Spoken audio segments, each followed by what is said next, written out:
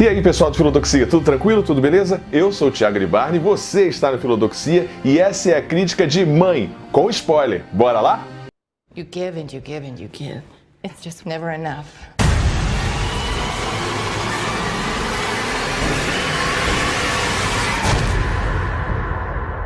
Bom, pessoal, e antes da gente começar, dá logo aquela voadora no curtir. Se você já é inscrito no canal, compartilhe o Filodoxia. O canal está crescendo, já chegamos aí a 400 inscritos. Muito obrigado ao inscrito de número 400, que tem um nome muito curioso, que é para de deixar sua conta logada no meu PC viado. Então, muito obrigado a você, para de logar sua conta no meu PC viado, que é o inscrito número 400. Valeu mesmo.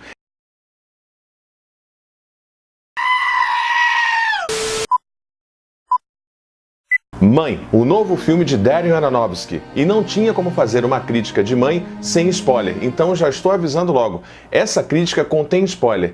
Mãe é aquele tipo de filme que, se você fizer uma crítica sem spoiler, você não faz uma crítica do filme, você faz uma crítica do material de divulgação, ou seja, dos trailers. Então por isso que eu esperei um pouco mais para soltar esse vídeo. Então, reforçando e avisando, esta crítica contém spoilers. Beleza? Se você ainda não viu o filme, sai, vai assistir o filme, que eu recomendo já adianto de antemão, e depois volta pra gente discutir e ter um papo sobre esse filme, Mãe.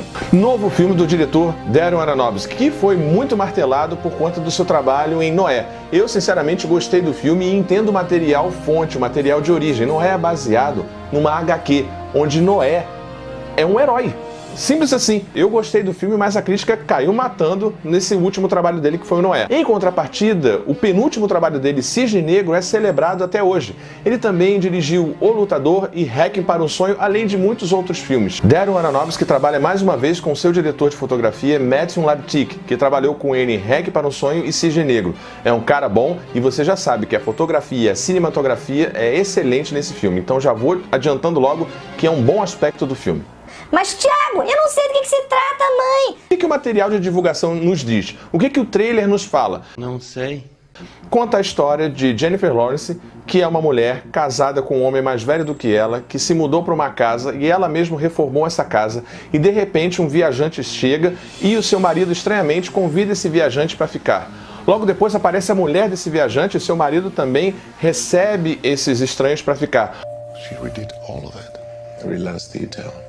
And she breathed life back into every room. What do they want? God help you. Muito por conta desse seu marido ser um poeta, um escritor que está passando por uma crise de criatividade. E ele entende que receber novas pessoas daria e traria a ele inspiração, a inspiração que ele precisaria para continuar e voltar a escrever. Ele está num hiato de criação, o personagem vivido por Javier Bardem. Javier Bardem, então, vai recebendo essas pessoas e vai criando uma sensação de claustrofobia no personagem da Jennifer Lawrence. Ela vai se sentindo incomodada gradativamente. Então, depois de chegar o personagem do Ed Harris, que é o primeiro a aparecer na casa, a mulher do Ed Harris, que é a Michelle Pfeiffer, depois chega o filho, Brian Gleeson, depois o Domhnall Gleeson, que são dois irmãos na vida real. Eles acabam brigando, tendo uma discussão, e a casa vai ficando cheia, ela vai ficando estafada, ela vai ficando paranoica, coisas estranhas começam a aparecer e acontecer, e é isso. O trailer é isso. Não entrega mais nada. O trailer é vendido, o filme é vendido como um filme de suspense, de terror, e o filme não é isso. Aí, de repente, você me pergunta: Caraca, Thiago, esse filme é muito difícil. Esse filme é muito cabeça. Eu li críticas e dizem que eu não vou entender nada. No YouTube só aparece gente de cabeça falando sobre o filme, que é um filme muito difícil. mentira.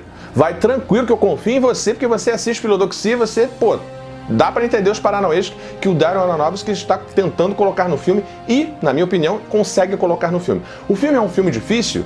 O filme é um filme que você vai sair no meio do filme, como aconteceu em alguns festivais, ele ser aplaudido e vaiado, de gente ficar até o final e aplaudir e gente sair no meio do filme. Cara, na boa, não estou entendendo. O que está acontecendo com as críticas aqui no YouTube, por exemplo, de um pseudo-intelectualismo em cima da obra? Cara, não é isso. O filme é extremamente simples. Do que se trata o filme? Vamos falar dos personagens, que aí ajuda a gente a entender. São 5 ou 6 os atores principais. Vou dizer como estão os personagens nos créditos, tá? Como o Darren Aronofsky coloca os personagens no crédito. Jennifer Lawrence, mãe. Javier Bardem, ele, com E maiúsculo. Ed Harris, homem. Michelle Pfeiffer, mulher. Brian Gleeson, irmão mais novo. Domhnall Gleeson, irmão mais velho.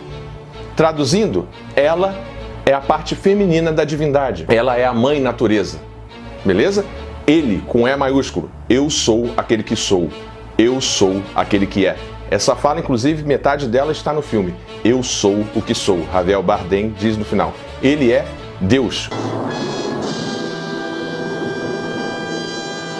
O Deus criador. Por isso, muito a propósito, ele tem a função de ser um poeta, aquele que cria, aquele que se enamora, beleza?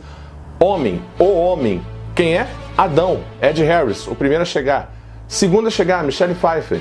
A mulher, Eva. O irmão mais novo, Abel. O irmão mais velho, Caim. Simples assim, essa é a trama. Todo filme é uma alegoria, todo filme é uma metáfora. A casa é a própria Jennifer Lawrence. E como é que o diretor mostra isso no filme? A partir de uma visão de câmera que é bastante angustiante, porque o filme fica sempre focado ou num close-up, que é esse plano assim, bem pertinho dos olhos, ou num close, que é algo mais próximo a isso aqui, ou uma câmera de ombro, de costas. Você tem quase que um filme em primeira pessoa, quase. É aquela câmera muito próxima ou a visão da própria Jennifer Lawrence e daquilo que ela sente. Quando a personagem da mãe da Jennifer Lawrence se sente muito angustiada pelos convidados que estão chegando, pelo abandono de Deus, pelo abandono do seu marido, ela toma um líquido amarelo. Esse líquido amarelo, em uma entrevista, o Darren Aronofsky deu como pista a literatura vitoriana.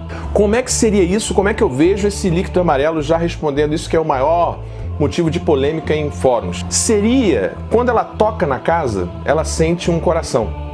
Ela sente vida, e a vida está pulsando e querendo nascer, e ao mesmo tempo está morrendo, conforme os convidados vão chegando e Deus vai se afastando dela. É o perigo da criação.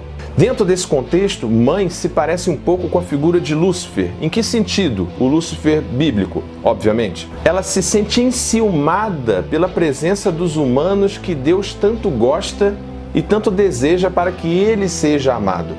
Essa presença dos homens, esse acréscimo à criação que vem lá no 6º dia, no final da criação, a incomoda, ela se sente ameaçada. Então, para não explodir em suas dores, essa é a minha visão, o que seria a explosão da mãe natureza? Algo que acontece no final do filme. Um terremoto, um maremoto, um tsunami. Então ela se trava, ela toma aquele líquido amarelo para não dar de si. E aí vem um pouco da explicação do Deus de Spinoza, que talvez tenha sido inspiração para Darren Aronofsky. Então qual é a ideia? A natureza está evitando dar de si, porque Deus quer um filho. O filme vai do Velho ao Novo Testamento. Então quando ela toma esse líquido, ela meio que evita dar de si, ou seja, gerar o filho que Deus tanto quer e abraçar essa humanidade que Deus impõe a ela. Isso lhe causa dores, lhe causa aflições. Quem pensa, quem especula sobre a vontade de criar e etc, é o Javier Bardem, ele está passando por essa angústia. Mas quem sente é ela. E por ela sentir, ela toma o líquido para poder amenizar as dores desse parto, dessa Gaia. Lembrando um pouco da mitologia grega, né? Urano e Gaia. Gaia está se enchendo dos filhos de Urano, ela sente dores horríveis, é como se fosse esse líquido amarelo para segurar a onda. Tanto é que assim que ela engravida, na manhã seguinte ela já para de tomar o remédio. Mas você não pode entender o filme linearmente. Percebem isso? Você não pode entender o filme como uma linha temporal comum de uma pessoa. Não é uma pessoa, são entidades, são deidades. Mas afinal de contas, como é que é para entender o filme? O diretor deixa isso em aberto. Apesar de que eu acho que ele te direciona. O filme não é algo passivo. Ele pressupõe a crítica. É bem a escola de Frankfurt mesmo. Ele pressupõe despertar a crítica. Seguindo a história do filme, mesmo a linha cronológica, ela reformou a casa sozinha. Deus está no seu recanto, tem um quarto escondido, um local onde só ele entra, o Javier Bardem, para criar. O filme começa com uma cena em que uma outra mulher, que não a Jennifer Lawrence, está em chamas, e a partir dessas chamas parece que há um cristal, uma joia. Javier Bardem coloca essa joia no pedestal e toda a casa retorna à vida. Ok? Pegaram isso? Beleza. Essa joia e esse quarto simboliza a maçã e a árvore do fruto proibido no Gênesis da Bíblia. Tanto é que a Eva, ela quer o tempo inteiro entrar nesse escritório. Ela quer tocar nessa pérola, ela quer tocar nessa joia. Assim como o personagem do Ed Harris. E quando a mãe e o Javier Bardem não estão, Eva e Adão, Ed Harris e Michelle Pfeiffer, entram no escritório, ou seja, no local proibido, pegam da inspiração de Deus, porque aquilo é a inspiração de Deus, é o conhecimento do bem e do mal, é aquilo que inspira Deus, ele se quebra. E assim que a joia se quebra, Deus espreme em suas mãos com sangue numa bacia com aquele vidro, aquele cristal. Essa simbologia do Éden, do fruto proibido, é o primeiro momento para Deus, Javier Bardem, selar o seu escritório com madeiras, e é como se fosse a expulsão de Adão e Eva do paraíso. Mas é importante salientar uma coisa importante que talvez você não tenha visto. O personagem do Ed Harris, quando chega, antes da Michelle Pfeiffer aparecer, passa muito mal. Tem sempre uma metáfora com o fogo. Os humanos trazem fogo, os humanos trazem perigo. Ele com o cigarro e ela com o fogo e o apetite do desejo sexual. Assim que eles são expulsos do paraíso, tem logo uma cena do Ed Harris fazendo sexo com Eva. É a questão da descoberta da libido, a descoberta da erotização, que a mãe natureza, ou seja, Jennifer Lawrence, não sabia. Voltando à ideia que eu estava falando do Ed Harris. Tá lá o Ed Harris nu, vomitando, a Jennifer Lawrence chega meio que de surpresa e rapidinho, se você perceber, parar para pensar e lembrar, o Javier Bardem esconde algo que está nas costas do Ed Harris. É ali que ele cria Eva. Ali, naquele momento em que Adão está sofrendo, está vomitando, ele vomita o coração, que depois ela acha no vaso. Deus tira a costela, ele tapa a costela para a mãe não ver. E no dia seguinte, chega Eva. E assim que se fala também dos filhos e da família, chegam os dois filhos. E aí chega a metáfora de Abel e Caim, que supostamente estariam brigando por uma herança que o pai deixaria, e acaba tendo a questão de Caim matando Abel. Isso é de suma importância para o início da narrativa. O sangue de inocente derramado dentro do solo. O sangue de inocente derramado no solo da mãe natureza, que vai clamar, urrar por justiça. Isso é muito importante para a trama. A morte de Abel por Caim. Assim que Caim mata Abel e tem todo esse transtorno, e aí a mãe consegue convencer Deus a expulsá-los do paraíso, eles são afastados. Você tem a aproximação novamente da mãe natureza com Deus. E aí ela fala, você quer me amar, você quer ter um filho comigo, diz isso, mas nunca transa comigo. Aí é a hora que eles copulam, que eles fazem sexo, e ela sente, na manhã seguinte, que está grávida. E aí o filme mostra ela parando de tomar o remédio que a impede de gerar suas dores, de parir suas dores. E aí sim vem a questão do Novo Testamento. 2000 anos depois. Esse filho, obviamente, é Jesus Cristo, é Jesus de Nazaré. Ela vai, fica grávida durante um tempo, eles ficam isolados, muito felizes. O Javier Bardem, muito feliz com a concepção do seu filho amado, que se avizinha, que está por chegar, escreve o poema, a obra-prima, o poema dos poemas, o cântico dos cânticos, a Bíblia. Beleza? O poema é a Bíblia. E aí o filme entra também numa metáfora com relação à fama. They've come here to see me. You're insane. All I'm trying to do is bring life into this house. Open the door to new people, new ideas. O Deus de Darren Aronofsky é um Deus de vaidade. Toda a visão da deidade de Darren Aronofsky é apócrifa. Assim como aconteceu com Spinoza. O Deus de Spinoza é a natureza naturante e a natureza naturada. Natureza naturante é Deus. Natureza naturada, a própria natureza existente enquanto matéria no espaço-tempo. Então, o Darren Aronofsky faz essa reunião do feminino com o masculino e resgata a importância do feminino, tá? Voltando então a Javier Bardem e a questão do poema. Esse poema é a Bíblia e de repente chegam pessoas que ficaram sabendo da publicação, ele ligou para a editora dele e pessoas na sua porta, e tem uma frase que é importantíssima no filme. Parece que essas palavras foram escritas para mim. Mais uma mensagem clara do diretor que diz que é a Bíblia. A Bíblia é para todos e para ninguém. Fala direto ao nosso coração, ao seu coração, daqueles que acreditam ou não, mas não foi escrita eventualmente diretamente para você, mas parece que foi. Então começa toda a questão do Novo Testamento, a adoração por Deus, as seitas, você vê dentro da casa diversas seitas, e aí o filme vai entrando no segundo, no terceiro ato, onde o caos vai se imperando na casa, você vai vendo referência à guerra no Oriente Médio, Síria, atentado terrorista, você vai vendo toda a confusão acontecendo dentro da casa, e aí com essa dor toda, nasce de fato, dentro do filme, o bebê. Ela vai se incomodando tanto, vai se passando os anos, as eras, você passa pela Primeira Guerra, Segunda Guerra Mundial, e aí sim nasce o filho. O bebê nasce e o Javier Bardem fica encarando a Jennifer Lawrence. Deixa eu segurar o meu filho. Deixa eu levar o meu filho. Ela diz não. E o Javier Bardem, numa interpretação muito boa, ao mesmo tempo que ele é próximo e afetuoso, ele é distante e misterioso.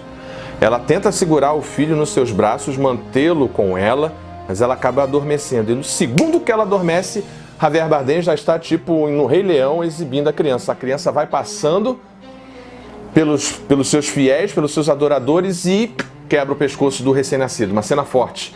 Mas ela é sucedida de uma cena mais forte ainda, a questão da comunhão. Como é que você faz, enquanto diretor de uma visão original e apócrifa da Bíblia, uma comunhão com um feto recém-morto?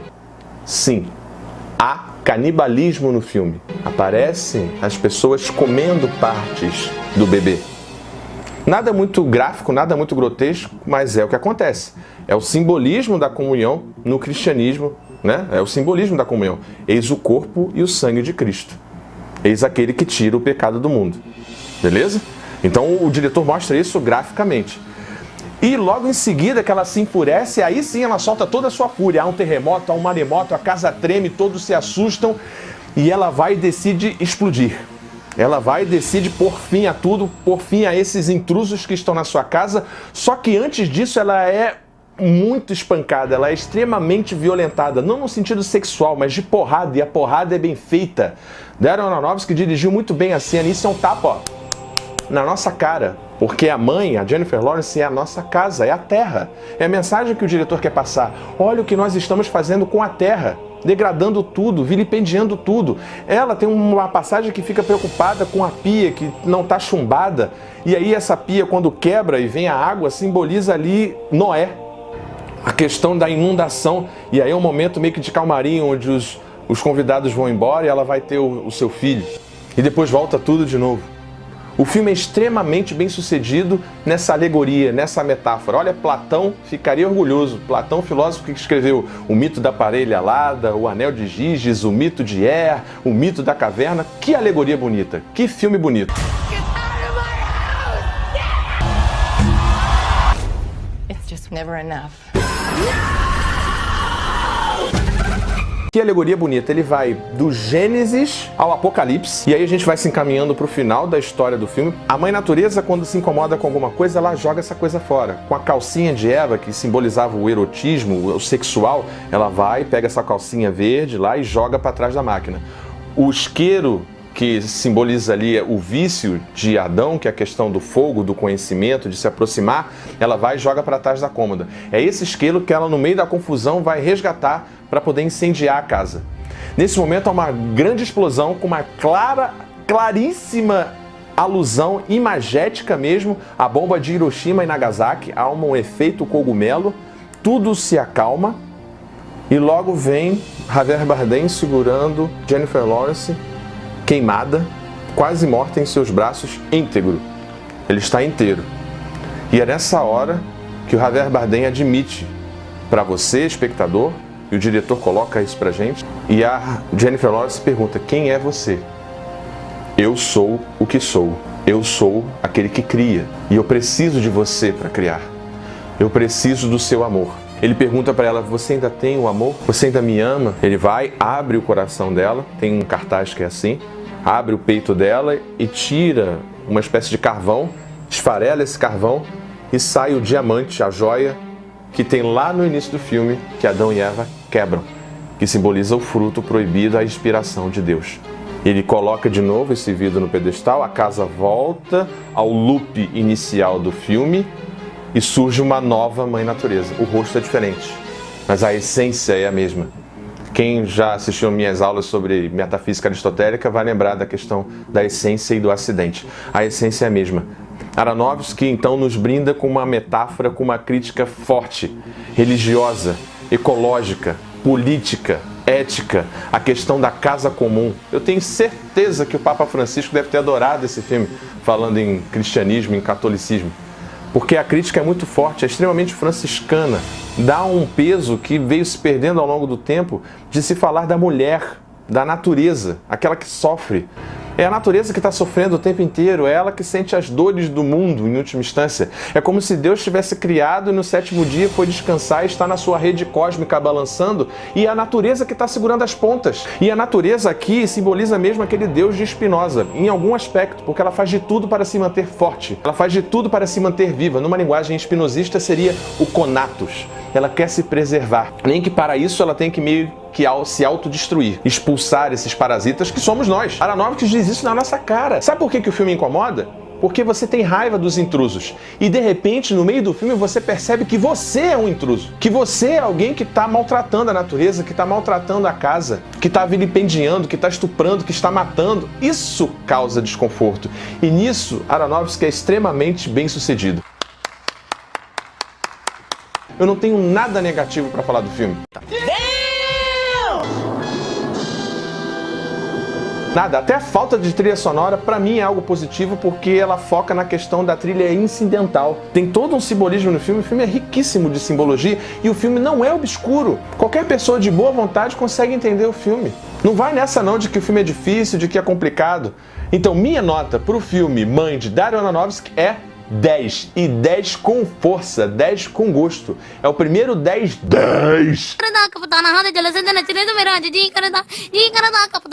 Vá assistir Mãe, livre, tranquilo e sereno. E, obviamente, eu recomendo que você tenha assistido antes de ver essa crítica, beleza? Recomendo fortemente o filme Mãe, de Darren Aronofsky. Filme nota 10. Filmaço.